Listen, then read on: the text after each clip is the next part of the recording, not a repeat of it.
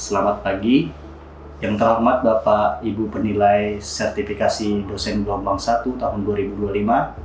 Perkenalkan, nama saya Muhammad Abdul Firdausi. Saya merupakan dosen program studi teknik lingkungan Fakultas Teknik Universitas Lambung Mangkurat dengan NIDN 00190191105.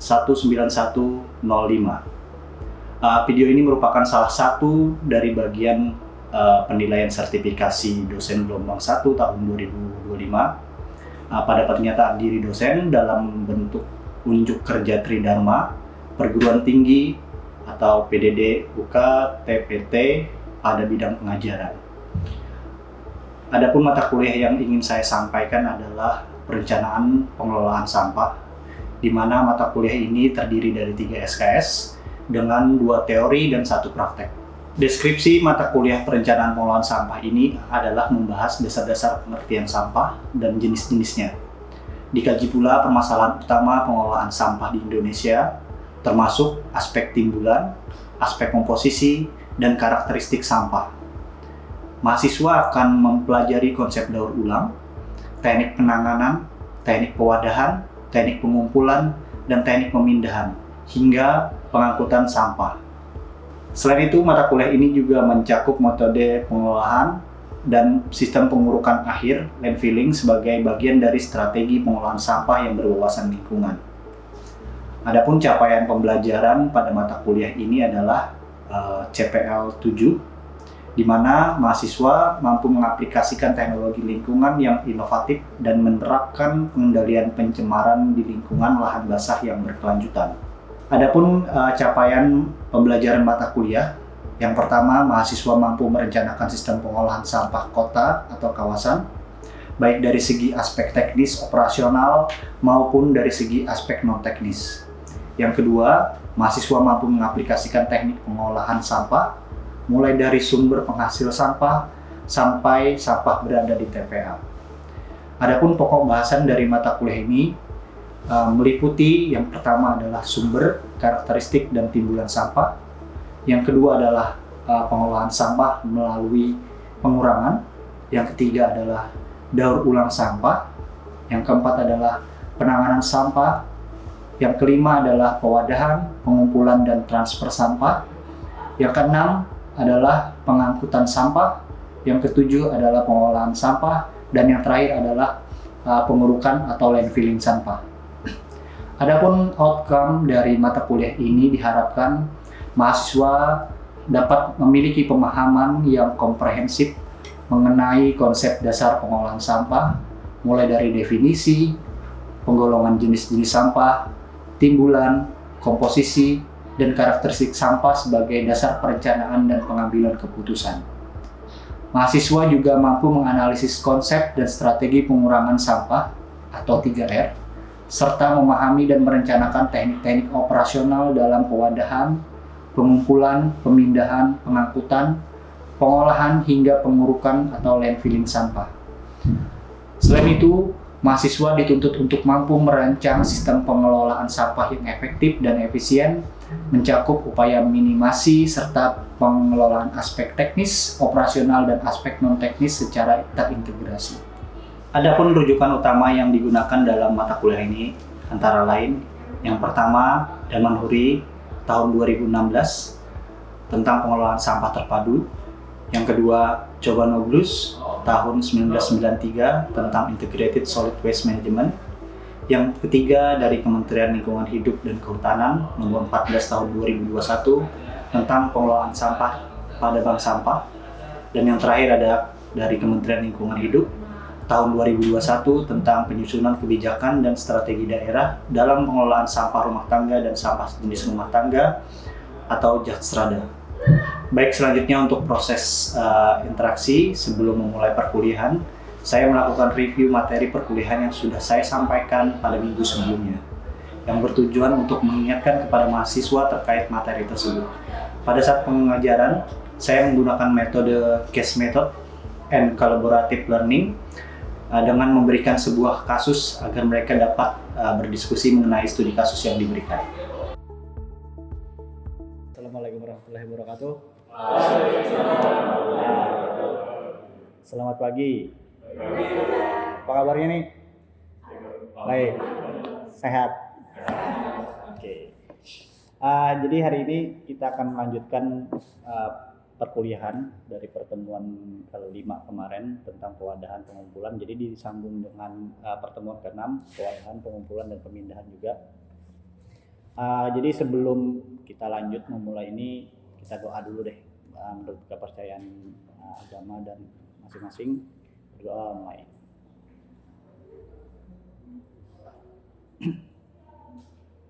Ya, doa selesai. Untuk presensi nanti saya buka di Simari ya, jadi bisa dicek di Simari, nggak perlu saya absen langsung. Terus untuk bahan kuliah juga bisa dicek di e-learning Simarti WLM ya. Di situ sudah saya upload 5 pertemuan sebelumnya, dan ini akan habis pertemuan ini akan saya upload lagi untuk pertemuan ke-6 tentang pewadahan, pengumpulan, dan pemindahan sampah. Jadi kita masih melanjutkan dari materi di pertemuan kelima. Jadi di pertemuan kelima kan judulnya juga sama ya, pewadahan. Nah, kita sudah membahas tentang pewadahan di minggu kemarin.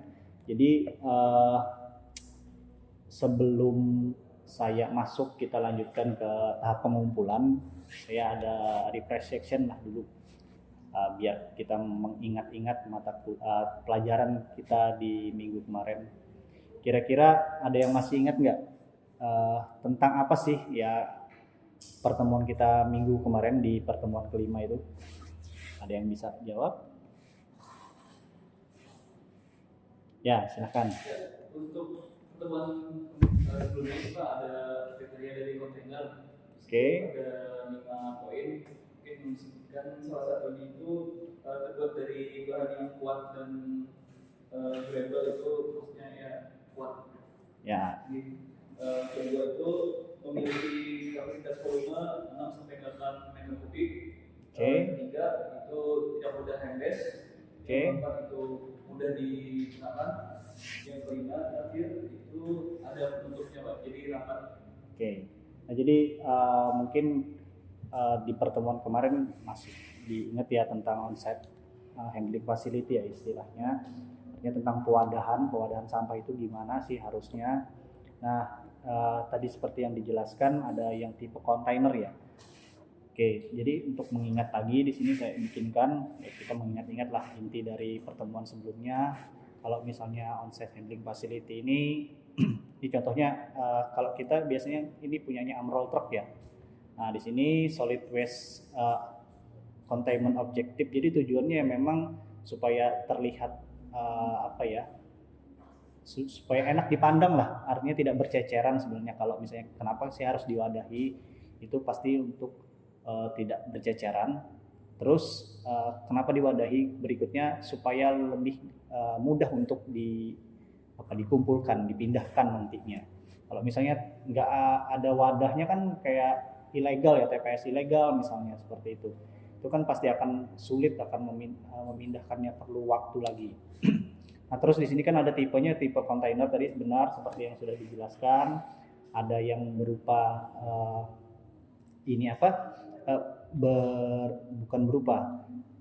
terbuat dari bahan yang kuat. Jadi pasti harus yang kuat ya, durable material. Apakah plastik atau misalnya stainless steel boleh digunakan, yang penting dia kuat dan durable. Jadi untuk volumenya seperti yang dijelaskan tadi ada 6 sampai 8. Mungkin di Indonesia ada yang menggunakan 5, tapi standar DSFI-nya ada 6. Terus ada impermeable, tidak mudah merembeskan air ya. Artinya ibaratnya kalau misalnya memang nanti ada ada rembesan dari air hujan, itu minimal akan dikurangi. Terus ada easy to operate, artinya lebih mudah digunakan, dioperasikannya itu lebih mudah. Terus equipped with lid, tadi benar yang terakhir ada tutupnya. Kenapa ada tutupnya? Supaya tidak terbentuk ceceran atau air lindi sebelum dia diangkut ke TPA. Jadi seperti itu. Nah, di tahap selanjutnya materi kita ini kan tentang pemindahan dan pengangkutan. Nah, di sini ada alat yang digunakan, ada alat pengumpul yang dapat dipakai. Biasanya ini Kalau di komplek-komplek kecil kita lihat bisa sering menggunakan gerobak ya. Jadi dilayani untuk pemindahan tadi itu dilayani oleh gerobak. Yang kedua ada pengumpulan sampah roda 3 atau biasanya kita sebutnya apa ya? Tosa ya. Karena mereknya Tosa. Jadi Tosa. Oke. Nah, ini sedikit dari refresh kita. Nah, untuk di pertemuan ke-6 di sini ada CPL, ada capaian pembelajaran lulusan. Untuk yang di prodi kita CPL 7 mampu mengaplikasikan teknologi lingkungan yang inovatif, menerapkan pengendalian pencemaran di lingkungan lahan basah berkelanjutan.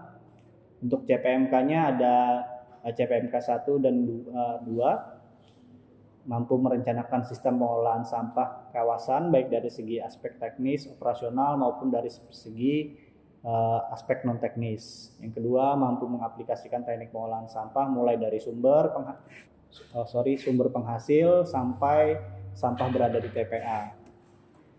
Nah, ini ada minggu ke-6 ke-7 ya. Terus sub CPMK-nya mampu menganalisis teknik operasional pewadahan, itu yang di minggu kemarin. Dan minggu ini ada pengumpulan dan pemindahan sampah. Oke, sebelum kita lanjut, kira-kira apa sih yang dimaksud dengan pengumpulan sampah? Bahasa sederhananya aja, pengumpulan sampah itu apa?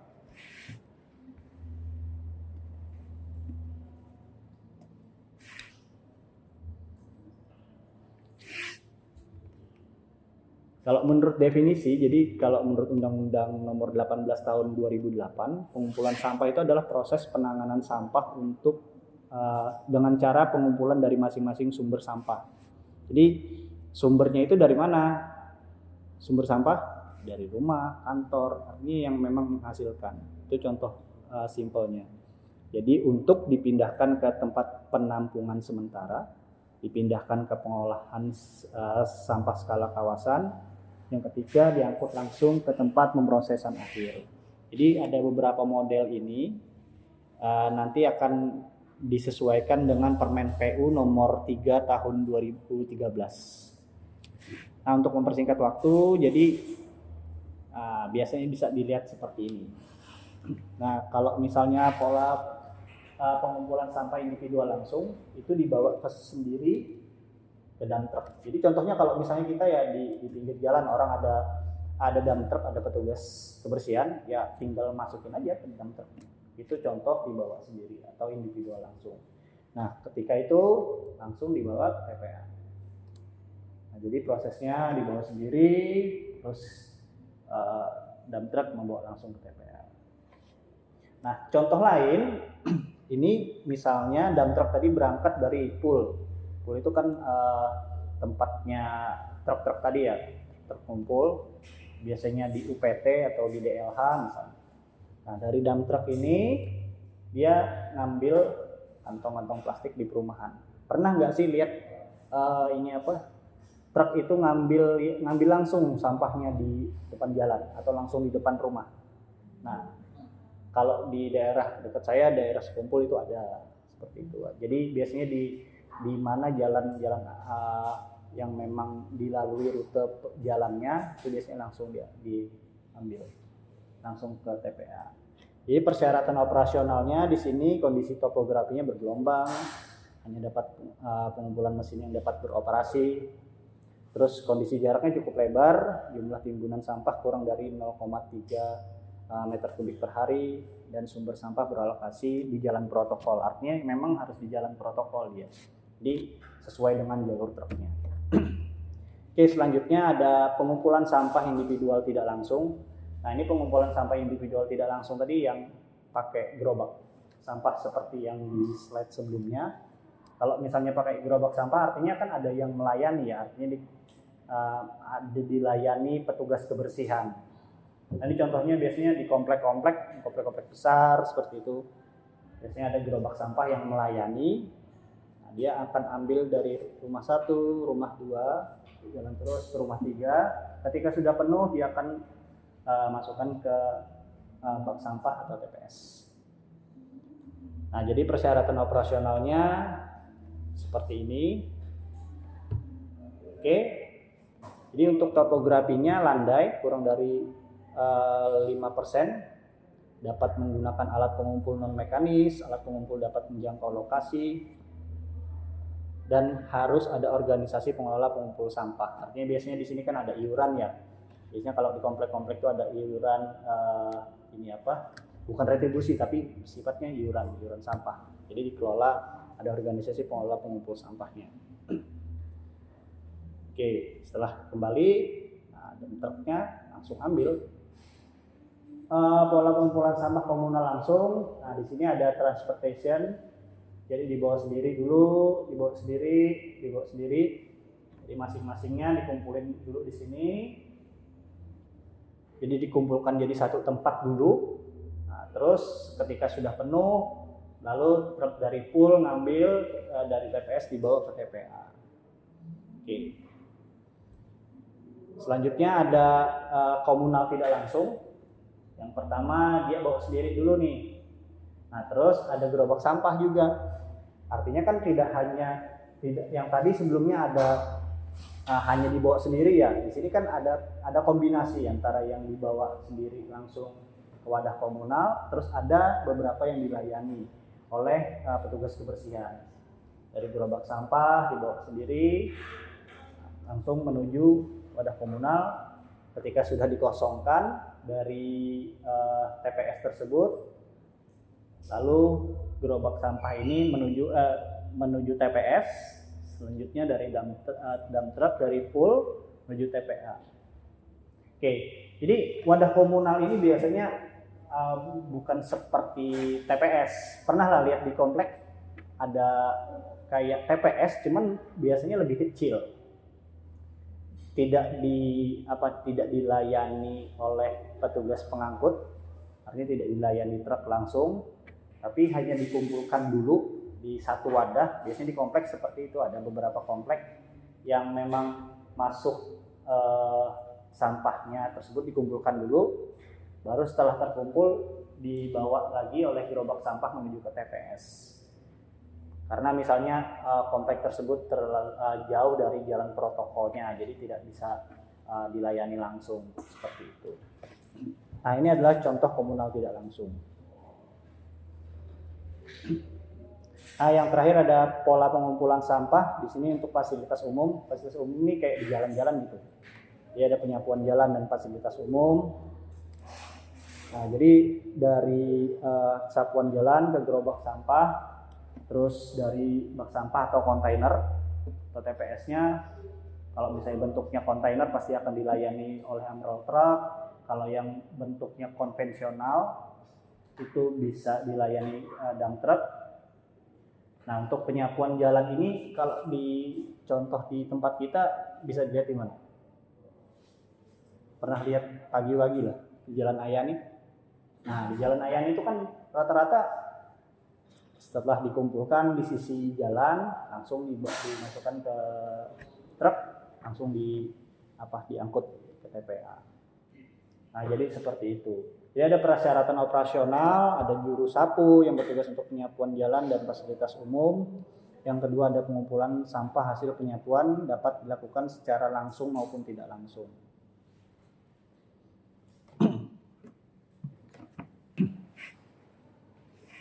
Oke, kita lanjutkan. Jadi setelah dari metode pengumpulan kita akan lanjutkan ke pengangkutan. Jadi di sini ada 6 model lagi pengangkutannya. Nah, untuk ini kita akan ada studi kasus, simulasi. Jadi untuk di model pertama. Nah, untuk pengangkutan ini ada studi kasus di simulasi pertama. Jadi individual langsung. Jadi untuk model pertama itu disebut dengan model individual langsung. Seperti apa? Jadi pola pengangkutannya sama seperti tadi juga. Pola pengangkutannya langsung dari pool ke rumah 1, ke rumah 2, ke rumah 3, lalu ke TPA. Dilanjutkan dari TPA menuju ke rumah 5, 6, 7, lalu kembali ke TPA. Artinya ketika dia sudah penuh ketika dia sudah penuh di rumah ketiga, sesuai dengan kapasitas angkutnya ada 6 meter kubik. dengan kompaksi misalnya, artinya dipadatkan dia sampai ke TPA. Setelah di sini pengosongan, dia kembali lagi ke rumah selanjutnya 5, 6, 7. Setelah penuh akan kembali ke TPA lagi untuk mengosongkan. Setelah kosong dia akan lagi kembali ke pool. Oke. Di sini ada simulasi, ada contoh di mana yang di kiri atas itu adalah nomor blok, yang di kanan atas ada laju timbulan liter per orang per hari. Terus ada yang di kiri bawah itu ada jumlah rumah, dan yang di kanan bawah ada jumlah penghuni orang. Jadi dari setiap blok ini, ada blok 1 sampai blok 13, nanti akan dihitung jumlah timbulannya, jumlah timbulan tiap blok, dan kira-kira nanti akan didiskusikan, dibagi jadi 3 kelompok ya. Didiskusikan kira-kira sampai mana sih, sampai di blok mana pelayanan atau pengangkutan dari truk tersebut. Jadi misalnya, oh ternyata si truk itu cukup sampai di blok ketiga misalnya, udah penuh, dia harus balik lagi ke TPA. Jadi kita sesuaikan dengan yang ini tadi. Nah, jadi kan kalau di sini tadi kan dari pool rumah 1, rumah 2, rumah 3. Nanti dari studi kasus ini, untuk perhitungan di setiap blok kira-kira sampai di blok mana dia penuh, harus menuju ke pool, terus mulai start lagi di blok keberapa. Saya kasih waktu 10 menit. Kalian bisa berkelompok, dibagi menjadi 3 kelompok aja, bisa didiskusikan. Nanti kita akan diskusikan juga hasilnya bersama. Oke.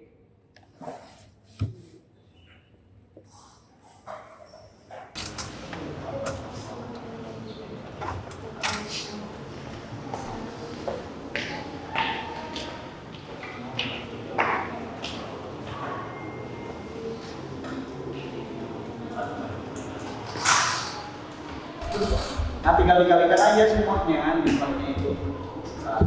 Untuk di blok 1 hanya timbulannya berapa per orang.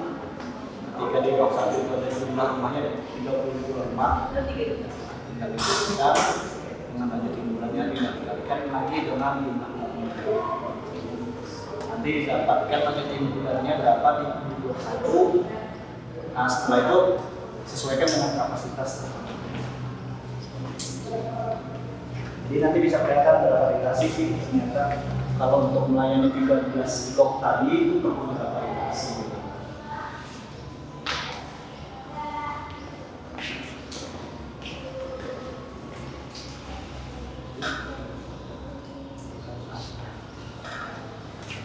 Ya, 2 menit lagi ya, 2 menit lagi.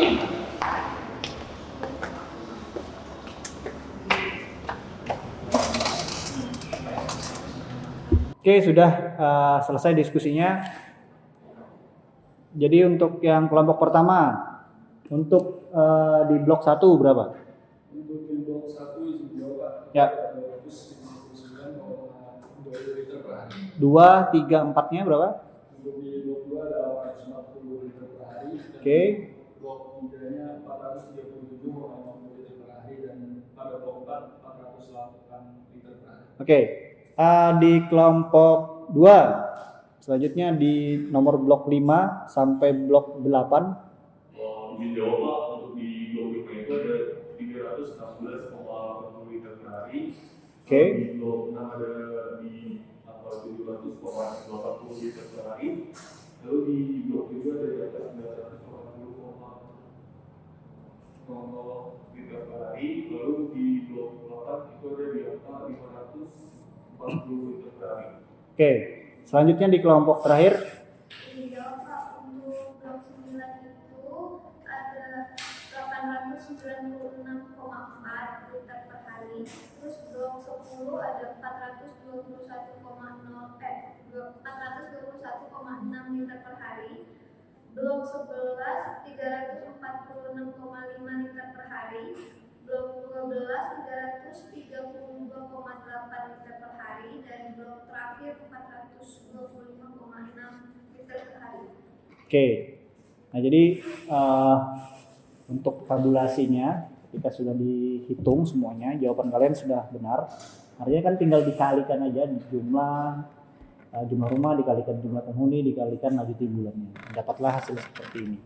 Kira-kira sampai ke blok berapa dari blok 1 sampai 13 ini, kira-kira sampai di blok berapa yang dia memenuhi sampai 5 meter kubik? Ya, berapa, Pak? Izin jawab pada blok 8 dengan nilai 4,49. Jadi 4,49 ya. Berarti ketika dia sudah melayani sampai di blok 8, dia harus ke TPA ya untuk mengosongkan. Oke, berarti setelah dari blok 8 dia kembali ke blok 9 sampai ke blok 13 untuk mengosongkan kembali. Setelah itu dia akan kembali ke pool. Nah, oke, selanjutnya, jadi di sini saya jelaskan ritasi itu bisa 1 sampai 4 kali per hari, tapi normalnya bisa sampai 2 kali per hari, tergantung tergantung timbulan sampahnya di kota tersebut. Jadi periode pengumpulannya 1 sampai 3 hari. Terus ada mempunyai daerah pelayanan tertentu yang bersifat tetap, artinya pasti tetap ya. Kalau mengambil truk itu melayani pasti TPS-nya atau yang tempat yang akan diambil ini harus tetap juga. Selanjutnya mempunyai petugas pelaksanaan yang tetap dan dipindahkan secara periodik. Dan terakhir, pembebanan pekerjaan diusahakan merata dengan kriteria jumlah sampah terangkut, jarak tempuh, dan kondisi daerah. Oke, untuk mengingat lagi ada review section sebelum saya tutup. Di sini ada pengangkutan. Jadi pengangkutan adalah proses pengangkutan sampah dari sumber atau dari TPS wadah komunal menuju ke TPA. Selanjutnya adalah proses pemindahan sampah dari sumber ke wadah komunal atau dipindahkannya sampah ke dalam truk pengangkut. Jadi cara gampangnya kalau pengangkutan itu dari TPS menuju ke TPA, sedangkan untuk pemindahan itu misalnya dari sumber menuju ke TPS.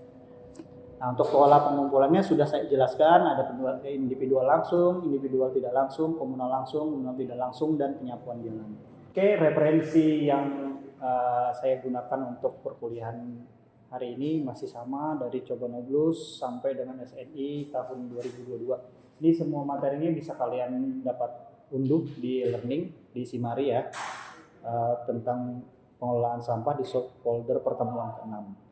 Jadi untuk tugas saya ada upload juga di learning di folder tugas pertemuan ke-6.